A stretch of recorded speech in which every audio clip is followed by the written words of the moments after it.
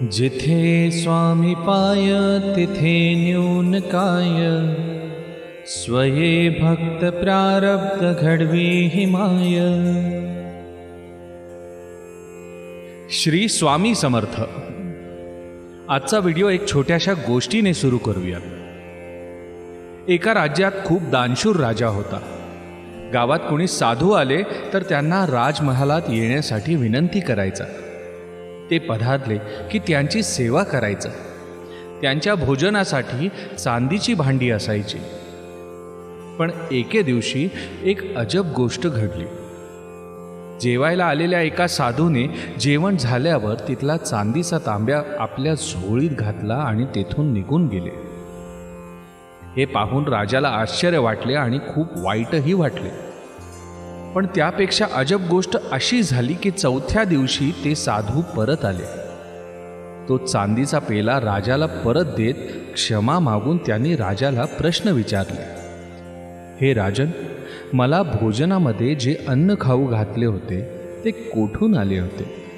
कृपया मला समजू शकेल का? राजाने याची चौकशी केली आणि असे समजले की काही दिवसांपूर्वी राज्याच्या वेशीवरती सैनिकांनी काही दरोडेखोर पकडले होते। त्यांच्याकडून एक बैलगाडी भरून धान्यही जप्त करण्यात आले होते। साधूंला त्यातलेच धान्य भोजनात वाढले गेले होते। साधू राजाला म्हणाले, त्या दरोडेखोरांच्या चोरीच्या वृत्तीचा अंश त्या धान्यामध्येही उतरला होता। त्या अन्नाचे प्राशन केल्यावर माझ्याही मनाने मला न कळत असे कृत्य करायला भाग पाडले। 3 दिवसांनी जेव्हा त्या अन्नाचा प्रभाव उतरला तेव्हा मला लक्षात आले की माझ्या हातून काय घडले आहे आणि मी माझ्या चुकीची माफी मागण्यासाठी इथे आलो आहे। यावरून राजालाही या गोष्टीचे महत्त्व समजले। मानवाची सर्वात मोठी संपत्ती म्हणजे त्याची प्रकृती असते। शरीराच्या माध्यमातून मानव जीवनातील सगळ्या गोष्टीचे आनंद घेत असतो।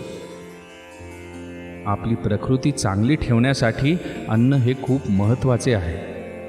परंतु नुसते अन्न खाणे इतकेच महत्त्वाचे नसून आपण काय खात आहोत हेही देखील तितकेच महत्त्वाचे आहे।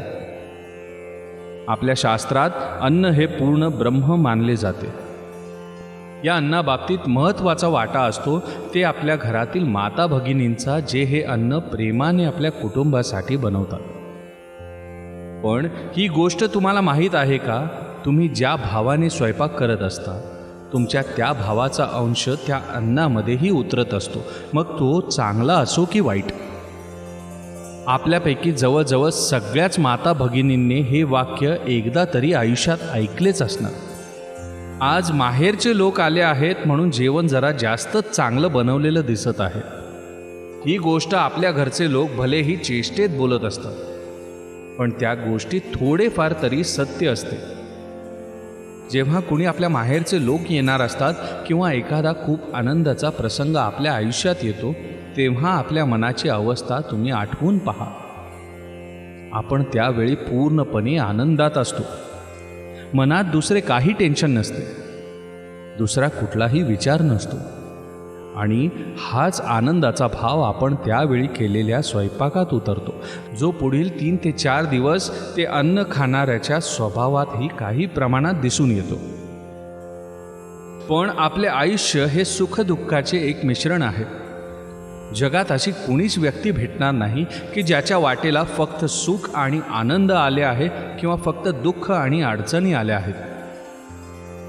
पण स्वयंपाक करताना आपल्या भावनांवरती ताबा ठेवून चांगल्या भावाने स्वयंपाक करणे हे आपल्या कुटुंबासाठी तितकेच महत्त्वाचे आहे। हे कितीतरी ठिकाणी आपल्याला बघायला मिळते की ज्या घरात कायम कटकट असते, कायम भांडण असतात, तिथे नीट निरखून पाहिले तर आपल्याला लक्षात येईल की त्या घरातील गृहिणी जास्त करून त्रासात असतात। आणि या उलट जिथे आनंदी आनंद आहे, भरभराटी आहे, त्या घरातील माता भगिनी एकदम सुखात असतात। परिस्थितीवरती आपले नियंत्रण नसते, त्यामुळे आपले मन कधी आनंदात असते तर कधी दुःखी। मग अशा वेळी आपण करायचे तरी काय? यावरती उपाय एकदम सोपा आहे।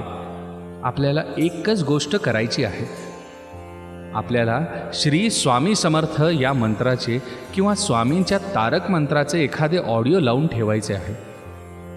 तुम्ही आठवून बघा की स्वामींचा जप करताना किंवा तारक मंत्राचे पठण करताना मनात कधीही राग, निराशा, द्वेषभाव टिकू शकली आहे का?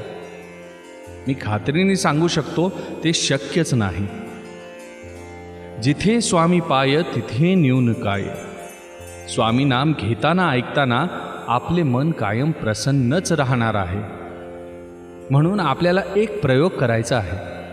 आजपासून पुढचे 5 दिवस स्वयंपाक करताना स्वामींचा जप किंवा तारक मंत्र आपल्याला स्वयंपाकघरात लावून ठेवायचा आहे.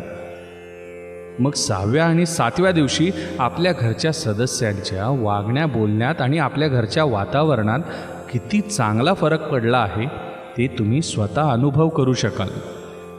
ज्या प्रकारे एखादा गुलाबजामुन किती चविष्ट आहे हे सांगून आपल्याला समजणे शक्य नाही.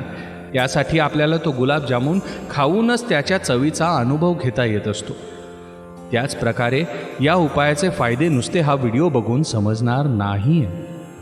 तो अनुभव एकदा तरी तुम्ही घ्यायलाच हवा. एकदा हा उपाय करून तरी बघा. यात नुकसान काहीच नसणार आहे. आपल्याला हा व्हिडिओ आवडला असेल तर कृपया आपल्या चॅनलला सबस्क्राईब नक्की करा. असा छानसा व्हिडिओ घेऊन भेटूयात पुढील व्हिडिओमध्ये. तोपर्यंत श्री स्वामी समर्थ.